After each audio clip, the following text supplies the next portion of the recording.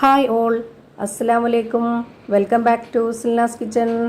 ഇന്നത്തെ റെസിപ്പി ഒരു അടിപൊളി വെറൈറ്റി പലഹാരത്തിൻ്റെ റെസിപ്പിയാണ്. റവയും തേങ്ങയും വെച്ചിട്ടാണ് ഇത് തയ്യാറാക്കി എടുക്കുന്നത്. എത്ര കഴിച്ചാലും മടുപ്പ് വരാത്ത നല്ല ടേസ്റ്റി ആയിട്ടുള്ള ഒരു അടിപൊളി പലഹാരമാണ്. ബ്രേക്ക്ഫാസ്റ്റ് ആയിട്ടും സ്നാക്സ് ആയിട്ടും ഇത് കഴിക്കാൻ പറ്റും. അപ്പോൾ ഇതെങ്ങനെയാണ് തയ്യാറാക്കുന്നതെന്ന് അറിയാനായിട്ട് വീഡിയോ സ്കിപ്പ് ചെയ്യാതെ മുഴുവനായിട്ടൊന്ന് കണ്ടു നോക്കണേ. ഇതിനായി ആദ്യം തന്നെ സ്റ്റവിലേക്ക് ഒരു പാൻ വെച്ച് കൊടുത്ത് ഫ്ലെയിം ഓൺ ആക്കിയതിന് ശേഷം അതിലേക്ക് കുറച്ച് ഓയിൽ ഒഴിച്ചു കൊടുക്കുന്നുണ്ട്. ഓയിലൊന്ന് നന്നായിട്ട് ചൂടായിട്ട് വരുമ്പോൾ ഒരു മീഡിയം ഫ്ലെയിമിലേക്ക് ഇട്ട് കൊടുത്തതിന് ശേഷം സബോള ചെറുതായിട്ട് കട്ട് ചെയ്തെടുത്തിട്ടുള്ളത് ഇതിലേക്ക് ഇട്ട് കൊടുക്കാം. ഞാനിവിടെ ഇതിലേക്ക് ഒരു സബോളയാണ് എടുത്തിട്ടുള്ളത്.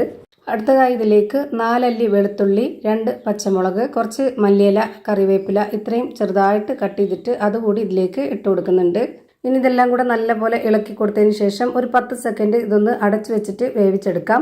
ഈ വീഡിയോസ് കണ്ടുകൊണ്ടിരിക്കുമ്പോൾ തന്നെ സിൽനാസ് കിച്ചൺ ചാനൽ ആദ്യമായിട്ട് കാണുന്നവരാണെങ്കിൽ പ്ലീസ് ഒന്ന് സബ്സ്ക്രൈബ് ചെയ്തേക്കണേ. ഒപ്പം തന്നെ ഈ വീഡിയോസ് നിങ്ങൾക്ക് ഇഷ്ടപ്പെടുകയാണെങ്കിൽ ഒരു ലൈക്ക് ചെയ്ത് ഷെയർ ചെയ്ത് സപ്പോർട്ട് ചെയ്യാനും മറക്കരുത്.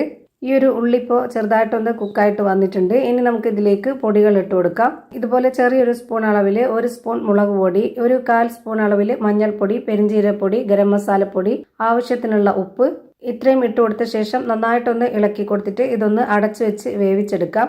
ഈ ഒരു കൂട്ട് നല്ല പോലെ വെന്ത് കുഴഞ്ഞു വരണം.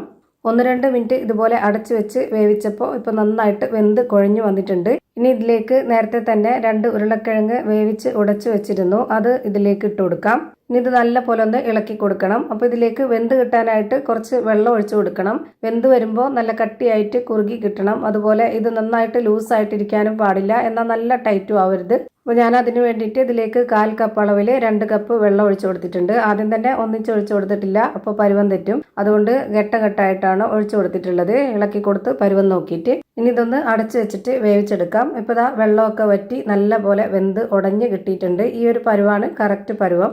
ഇനി ഇതിൻ്റെ ഫ്ലെയിം ഓഫ് ആക്കിയതിന് ശേഷം ഇതൊന്ന് മാറ്റി വെക്കുന്നുണ്ട്. അടുത്തതായിട്ട് സ്റ്റവിലേക്ക് ഒരു കടായി വെച്ച് കൊടുത്തു. ഫ്ലെയിം ഓൺ ആക്കിയതിന് ശേഷം അതിലേക്ക് വെള്ളമാണ് ഒഴിച്ചു കൊടുക്കുന്നത്. 250 ml കപ്പിൻ്റെ അളവിൽ 3 കപ്പ് വെള്ളം ഞാനിപ്പോൾ ഇതിലേക്ക് ഒഴിച്ചു കൊടുത്തിട്ടുണ്ട്. ഇനി ആവശ്യത്തിനുള്ള ഉപ്പിട്ട് കൊടുക്കാം. എന്നിട്ട് ഇതൊന്ന് അടച്ചു വെച്ചിട്ട് തിളച്ച് വരുന്നവരെ വെയിറ്റ് ചെയ്യാം. ഇപ്പോൾ ഇതാ വെള്ളം നല്ല പോലെ തിളച്ച് വന്നു. ഇനി ഇതിലേക്ക് തേങ്ങ ചിരകിയതാണ് ഇട്ട് കൊടുക്കുന്നത്. 1/2 കപ്പ് അളവിൽ ഇട്ട് കൊടുക്കുന്നുണ്ട്. പിന്നെ വേണ്ടത് റവയാണ്. റവയിലാണ് ഞാനിപ്പോൾ ഇത് ചെയ്തെടുക്കുന്നത്. 250 ml കപ്പിൻ്റെ അളവിൽ 2 കപ്പ് റവയാണ് ഇട്ട് കൊടുക്കുന്നത്. വറുത്ത റവയാണ്. ഇങ്ങനെ തയ്യാറാക്കുമ്പോൾ വറുത്ത റവയാണ് നല്ലത്.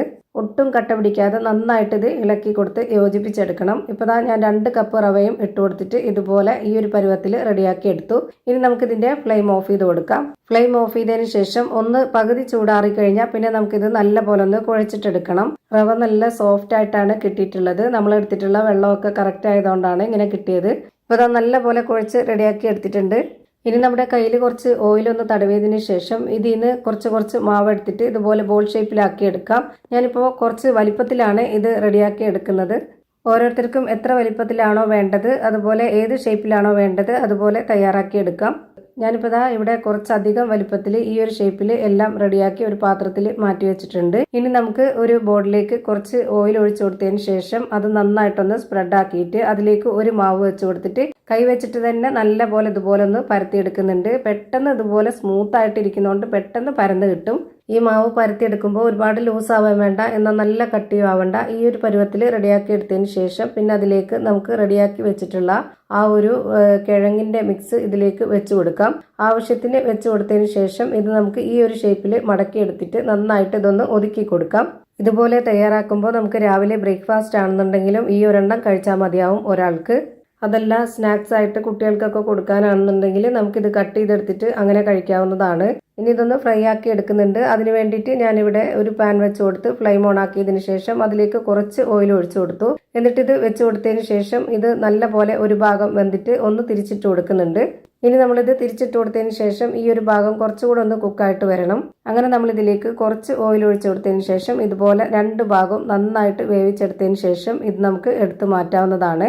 ഇതുപോലെ തന്നെ നമുക്കെല്ലാം തയ്യാറാക്കി ഒരു പാത്രത്തിലേക്ക് മാറ്റാവുന്നതാണ്.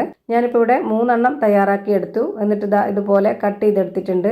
ഇതിനകം ഞാൻ കാണിച്ചു തരാം. അപ്പോൾ നല്ല ഫില്ലിങ്സോട് കൂടിയ നല്ല അടിപൊളി ടേസ്റ്റി ആയിട്ടുള്ളൊരു ബ്രേക്ക്ഫാസ്റ്റ് ആയിട്ടും സ്നാക്സ് ആയിട്ടും കഴിക്കാൻ പറ്റുന്ന ഒരു അടിപൊളി ഐറ്റം റെഡിയായി. അപ്പോൾ ഇത്രയേ ഉള്ളൂ ഇന്നത്തെ വീഡിയോ. വീഡിയോ ഇഷ്ടമായാൽ ലൈക്ക് ചെയ്യാനും കമൻറ്റ് ചെയ്യാനും ഷെയർ ചെയ്യാനും മറക്കരുത്.